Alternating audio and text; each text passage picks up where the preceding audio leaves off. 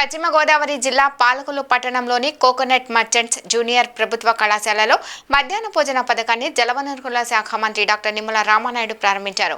విద్యార్థినులతో కలిసి భోజనం చేశారు. ఈ సందర్భంగా ఆయన మాట్లాడుతూ మధ్యాహ్న భోజన పథకాన్ని రద్దు చేసి పేద విద్యార్థుల కడుపు కొట్టిన పేదల ద్రోహి జగన్ అని అన్నారు. ఇంటర్మీడియట్ విద్యా విధానంలో మెరుగుపరిచేందుకే మళ్లీ మధ్యాహ్న భోజన పథకం అమలుకు రూపకల్పన చేసిన మంత్రి లోకేష్ మధ్యాహ్న భోజన పథకం అమలుతో విద్యార్థుల సంఖ్య పెరగడంతో పాటు దారిద్ర్య రేఖకు దిగువనున్న పేద విద్యార్థులకు ప్రయోజనం చేకూరుతుందని అన్నారు. విద్యార్థులతో యువతకు ఉద్యోగ అవకాశాలు కల్పించాలనే ఉద్దేశంతో డిఎస్సి ద్వారా 16,000 ఉపాధ్యాయుల పోస్టులను భర్తీ చేయబోతున్నామని హర్షం వ్యక్తం చేశారు. ఈ విద్యా సంవత్సరం ముందుగానే తల్లికి వందనం చదువుకునే పిల్లలందరికీ కూటమి ప్రభుత్వం అమలు చేయనుందని మంత్రి నిమ్మల అన్నారు.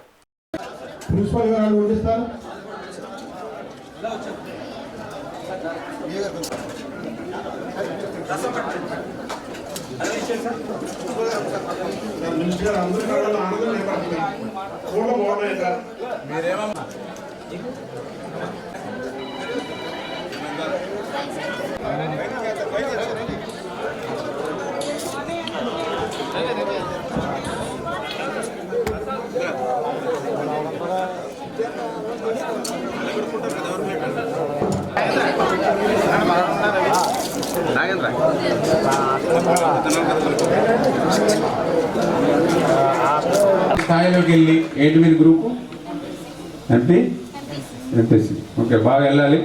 మళ్ళీ అంబేద్కర్ గారు ఏ రకంగా నీటిలాగానే కష్టపడి ఆయన కూడా చదువుకున్నారు. మంచి ప్రపంచ మేధావిగా ఎదిగారు ఆయన అంబేద్కర్. అలాగే మళ్ళీ నువ్వు కూడా మంచి స్థాయిలో వెళ్ళాలి, మంచి ఉన్నత స్థానంలోకి వెళ్ళాలి. అందరికీ కూడా మా ఆశీస్సులు అందజేస్తూ అన్ని దానాలలో కల్లా అన్నదానం మిన్న అంటారు. అన్నం పరబ్రహ్మ స్వరూపం అంటారు. ఈ మాటలన్నీ కూడా ఒక ప్రజా ప్రభుత్వంలో వినిపించేటువంటి మాటలు. రాక్షస ప్రభుత్వంలో ఇటువంటి మాటలకు తావు లేదు. దానికి ఉదాహరణే మీరందరూ కూడా చూశారు.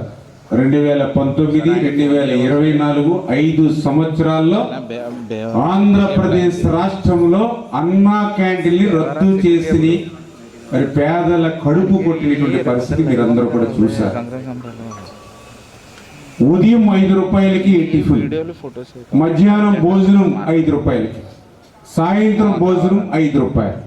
అంటే 15 రూపాయలు పెడితే పేదవాడు కడుపు నిండా భోజనం తినేటువంటి అన్నా క్యాంటీన్ని రద్దు చేశారని అంటే ఎంత దుర్మార్గంగా గత ప్రభుత్వం వ్యవహరించింది.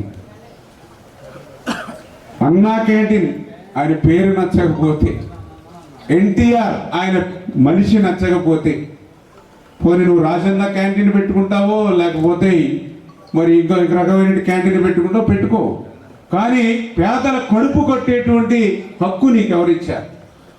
పక్కనే తమిళనాడు రాష్ట్రం ఉంది. తమిళనాడు రాష్ట్రంలో అంతకుముందు ఏదైతే అక్కడ అన్నా డిఎంకే పార్టీ అక్కడ అమ్మా క్యాంటీన్ అని జయలలిత గారి పేరు మీద పెట్టారు. తర్వాత వచ్చినటువంటి డిఎంకే ప్రభుత్వం అక్కడ కార్యకర్తలు ఆవిడ ఫోటోలను తొలగించబోతుంటే ఆయన అడ్డుకొని దాన్ని గౌరవంగా అమ్మా క్యాంటీన్ని కొనసాగించి అక్కడ పేదల కడుపు నింపుతుంటే పక్క రాష్ట్రంలో మరి ఈరోజు ఆంధ్రప్రదేశ్ రాష్ట్రంలో అటువంటి అన్నా క్యాంటీన్ని రద్దు చేసి 5 సంవత్సరాలు పేదల కడుపు కొట్టినటువంటి పరిస్థితి మరి ఈవేళ ఆంధ్రప్రదేశ్ రాష్ట్రంలో మనందరం కూడా చూసాం.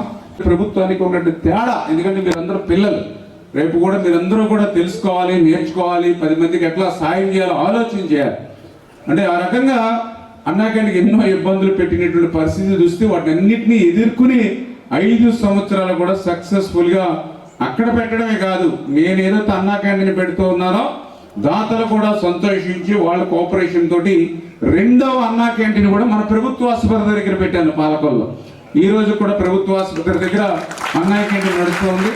వాళ్ళు కూడా ఎంతో సంతోషిస్తూ ఉన్నారు. మళ్ళీ మీ ద్వారా ఎన్నుకోబడినటువంటి తెలుగుదేశం, జనసేన, బీజేపీ ప్రభుత్వం ఏదైతే ఉందో మళ్ళీ ఈ మధ్యాహ్న భోజన పథకం అది కూడా మరి ఎవరెవరి పేర్లు పెట్టారని అంటే డొక్కా సీతమ్మ గారు. ఎందుకంటే మీ అందరికీ తెలుసు డొక్కా సీతమ్మ గారు అంటే మన గోదావరి జిల్లా, ఈస్ట్ గోదావరి. ఎంతమంది వచ్చినా కూడా లేదు అనే మాట లేకుండా పొయ్యి ఆర్పకుండా ఎంతమంది వస్తే అంతమందికి కూడా ఆవిడ భోజనం పెట్టి పంపించేది డొక్కా సీతమ్మ గారు.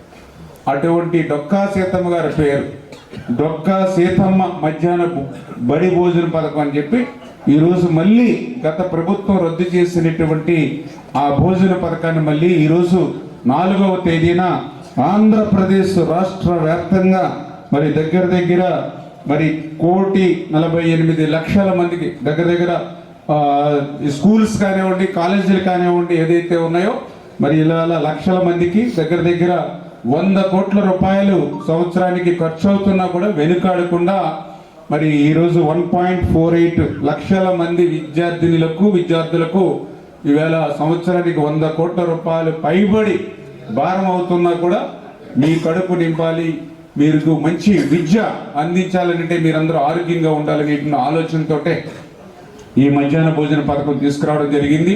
అదేవిధంగా డిఎస్సి నోటిఫికేషన్ ఏదైతే ఇచ్చాం 16,000 టీచర్ల పోస్టులు కూడా రేపు విద్యా సంవత్సరం ప్రారంభమయ్యే లోపుగానే ఆ టీచర్ల పోస్టులు కూడా భర్తీ చేసేటువంటి బాధ్యత ఈ ఎన్డీఏ ప్రభుత్వం తీసుకుంటుందనే విషయాన్ని కూడా తెలియజేసుకుంటూ, అదేవిధంగా ఏదైతే మరి ఇక తల్లికి వందనం అంటే చదువుకునేటువంటి పిల్లలు ఎవరైతే ఉన్నారో మరి ఎంతమంది పిల్లలు ఉన్నా కూడా వాళ్ళందరికీ కూడా తల్లికి వందనం పేరు మీద ఏదైతే ఇస్తామని చెప్పామో అది కూడా రేపు వచ్చేటువంటి ఏదైతే విద్యా సంవత్సరం ఏదో దానికి ముందుగానే విద్యా సంవత్సరానికి ముందుగానే ఆ తల్లికి వందనం కూడా వాళ్ళకి అందజేయాలని మొన్ననే మేము క్యాబినెట్లో కూడా డిస్కషన్ చేసి అందరూ కూడా నిర్ణయం తీసుకోవడం జరిగింది.